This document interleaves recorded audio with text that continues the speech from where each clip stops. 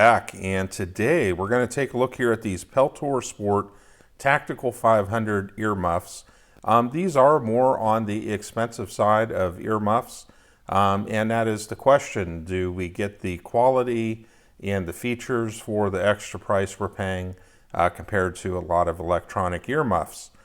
And the answer overall is yes, you do.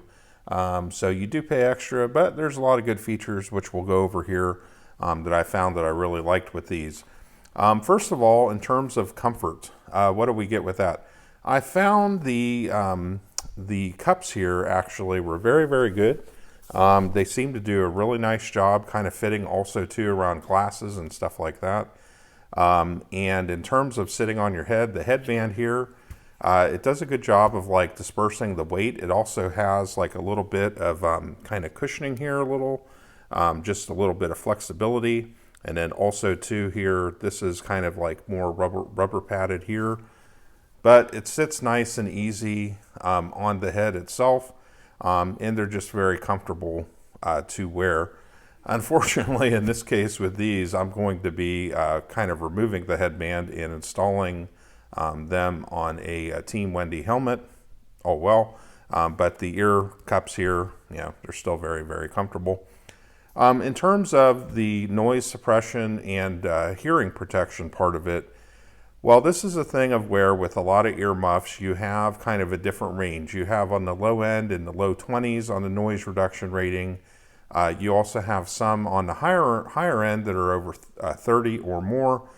This one falls in at a 26 decibel reduction rating, which is kind of halfway in between those. And as a result, the cups here, they're a little bit thicker than you would find with like the low 20 range ones, but you know, not as thick and bulky as the 30 noise reduction ones.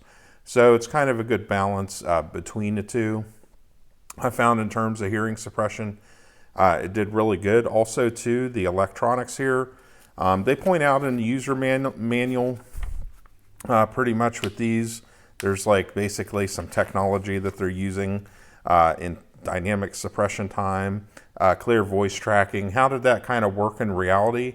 I found it very good. I found the voices kind of came out very sharp when you're speaking to someone or going back and forth in a conversation with them.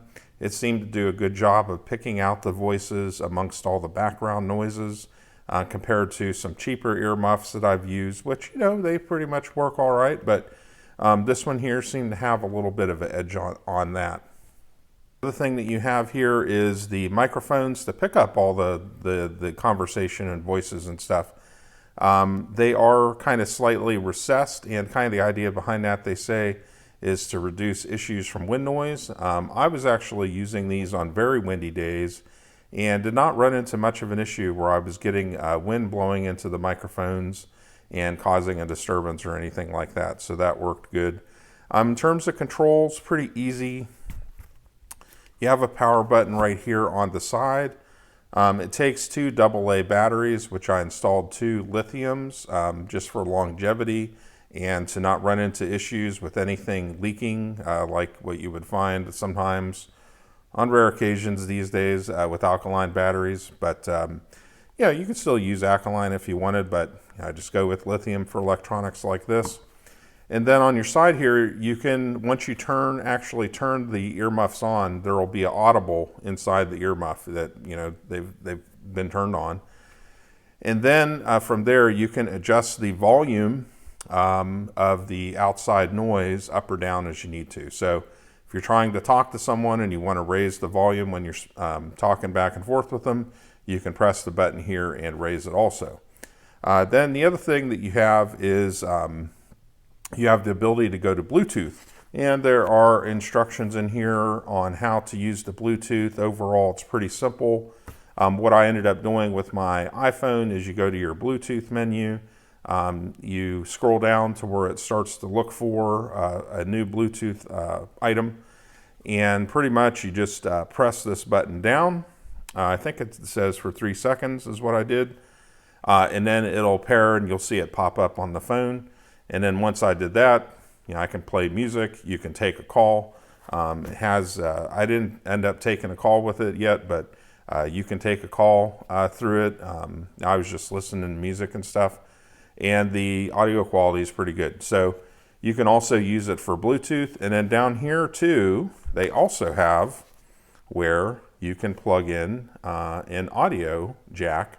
So if you want to plug in a radio or something like that, so it's possible in the future I might use that in a work situation where I'll just plug the Motorola radio or the Boofwang directly into this and do it that way. So, you know, so that's a possibility too. If you want to go that direction, you want to use something like that. So anyways, folks, to wrap it up, in the end, I found these good quality earmuffs, really good in terms of the noise quality, noise suppression, you know, general overall hearing protection, the Bluetooth feature that you have, the ability to plug it into a radio, you know, or something like that.